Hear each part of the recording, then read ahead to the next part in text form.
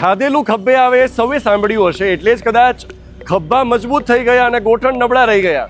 So friends, here I am today to talk about knee and hip joint replacement surgeries. Welcome to Sterling Hospitals. 2025ના ક્રાંતિકારી વર્ષમાં knee અને hip joint replacementમાં Sterling Hospitals લાવ્યું છે ક્રાંતિ. એક revolutionary process જેનાથી knee અને hip joint replacement બને છે અત્યંત આસાન અને પેઇન ફ્રી. મળીએ સ્ટર્લિંગ હોસ્પિટલના ઓર્થોપેડિક સ્પેશિયાલિટીના મુખ્ય સર્જનને doctor Rupesh Mehta, director orthopaedics and joint replacement surgery. Doctor Rupesh Mehta 23 વર્ષથી વધુનો અનુભવ ધરાવતા રોબોટિક ની એન્ડ હિપ સર્જન, જેમના હાથે 8000થી વધુ સફળ સર્જરીઝ થઈ ચૂકી છે. સૌરાષ્ટ્રમાં સૌ પ્રથમ વખત રોબોટિક સર્જરી સાથે RMIS ટેકનોલોજી હવે ઉપલબ્ધ છે, જેના વડે થશે ની અને હિપ જોઈન્ટ રિપ્લેસમેન્ટ સર્જરીઝ. વર્ષો જૂના અંધકારને મટાવવા માટે એક દીવડો કાફી છે અને વર્ષો જૂની માન્યતાઓ અને માનસિકતાઓને નાથવા માટે એક યોગ્ય જગ્યાએથી સાચી માહિતી કામની છે. એટલા માટે આજે આવ્યા છીએ સ્ટર્લિંગ હોસ્પિટલના ઓર્થોપેડિક વિભાગના HOD એટલે ડોક્ટર રૂપેશ મહેતા પાસે, જેમને 8000 ઓપરેશન જૂનો અનુભવ છે. એટલે સાહેબ, આજે મારે થોડીક મિથ્યાઓ વિશે વાત કરવી છે, થોડીક ભ્રાંતિઓ વિશે વાત કરવી છે અને લોકોના ભય વિશે વાત કરવી છે, જે ની રિપ્લેસમેન્ટ અને થાપાના ગોળાના રિપ્લેસમેન્ટ વિશે છે. તો સૌપ્રથમ પૂછું સવાલ, આને કોઈ ઉંમર નડતી હોય છે? કારણ કે ઘણા આજકાલના યુવા લોકોને પણ રિપ્લેસમેન્ટની જરૂરિયાત હોય છે, પણ એ લોકો ડરતા હોય છે. નાની ઉંમરમાં ઓપરેશન થોડા હોય. અત્યારે આપણે શિવરામભાઈ નાની ઉંમરના ઘણા દર્દીઓ અમારી પાસે આવે છે કે જેમને ગોઠણમાં દુખાવો હોય છે. એકચ્યુઅલી કેસ એટલે વધ્યા છે થાપાના ગોળાના પોસ્ટ કોવિડ એવીએન, કે જે લોહીને પહોંચાડતી નસ હોય ગોળામાં એ સુકાઈ જાય, એટલે યંગ પીપલમાં થાય છે. તો આની સાથે જેમ આપણે લોકો એડવાન્સ થતા જ્યાં એમ ટેકનોલોજી, બાયો એન્જિનિયરિંગે જે એડવાન્સમેન્ટ લીધું છે, તો નાની ઉંમરમાં પણ જો આપણે ગોઠણનું રિપ્લેસમેન્ટ કરવું પડે તો જે નવી ટેકનોલોજીમાં અત્યારે આપણે મીડિયલ ગોલ્ડ પ્લાસ્ટિક કહીએ, એટલે કે અડધો જ સાંધો બદલાવાની જરૂર પડે, એ આપણે દર્દીને ઓફર કરીએ અને એ સર્જરી સરસ રીતે થઈ જાય તો એમને દુખાવો પણ વયો જાય છે અને પોતાનું રોજિંદુ કામકાજ કરી શકે છે. બીજો જે એક સવાલ મને સૌથી વધારે મેં એક સૂર જોયો છે લોકોમાં, કે આનાથી ડરતા એટલે હોય છે કે કસરતની બહુ બીક લાગતી હોય છે. તો સાહેબ, કસરત આમાં કેટલીક અગત્યની છે કે કસરત વિશે શું કહેવું છે? વડીલોની વાત તદ્દન સાચી છે, પણ એ વાત ની રિપ્લેસમેન્ટ એટલે કે ગોઠણના સાંધો બદલાવવામાં જે કન્વેન્શનલ ટેકનોલોજી વપરાતી હતી આજથી 8-10 વર્ષ પહેલા, તો એમાં આપણે ગોઠણનો મેઇન સ્નાયુને કટ કરી અને પછી ઢાંકણીનું પ્રત્યારોપણ કરવામાં આવે અને પછી એને સર્જન સ્ટીચ આપ કરી દે. એટલે શું થાય કે તમારા સ્નાયુને કટ કર્યો હોય એટલે એની તાકાત ઘટી જાય.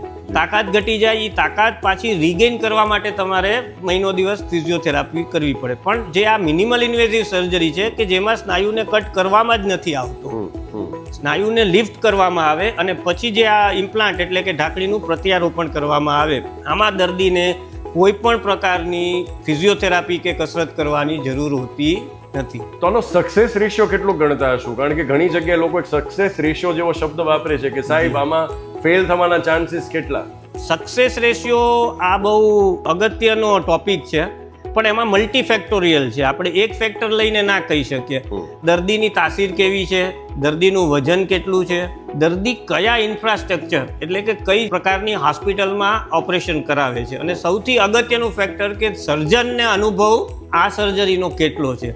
જો આ બધા ફેક્ટરો એકસાથે મળી જાય તો 100% સક્સેસ રેટ. હજી એક સવાલ, કે જે નીચે નથી બેસી શકતા અને ડર છે કે ઓપરેશન કરાવ્યા પછી જો નીચે પલોઠી વાળી ન બેસી શકીએ તો શું ની રિપ્લેસમેન્ટ કરાવ્યા પછી નીચે બેસી શકાય, પલોઠી વાળી શકાય?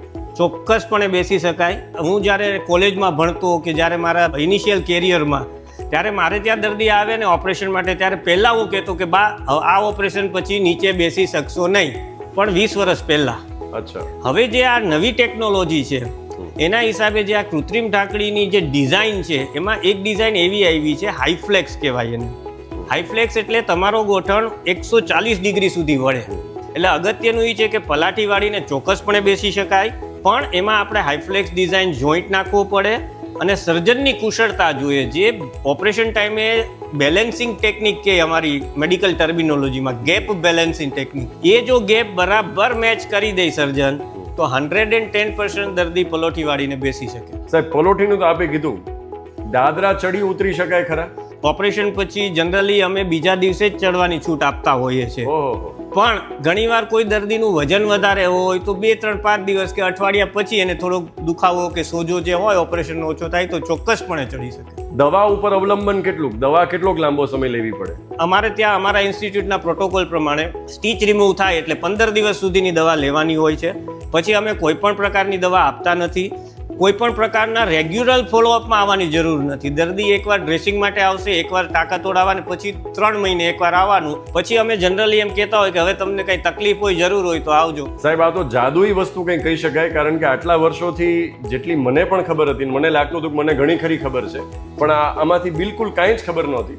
તો મિત્રો, કોઈ પણ પાસેથી જો સાંભળવામાં આવે કે જોઈન્ટ રિપ્લેસમેન્ટ અથવા હિપ બોન જોઈન્ટ રિપ્લેસમેન્ટ એટલે કે ગોઠણનો ગોળો અથવા થાપાનો ગોળો જો બદલાવાનો હોય તો માણસોને કહેજો કે ડરે નહીં, સીધા સ્ટર્લિંગ હોસ્પિટલ રાજકોટ આવે અને ડૉક્ટર રૂપેશ મહેતાને મળે, કારણ કે સ્ટર્લિંગ હોસ્પિટલ રાજકોટ લાવ્યું છે મિનિમલ ઇન્વેઝિવ સર્જરી, એટલે કે મિનિમમ ઈજા થાય છે અને જલ્દીથી જલ્દી આપના દર્દનું નિવારણ થાય છે.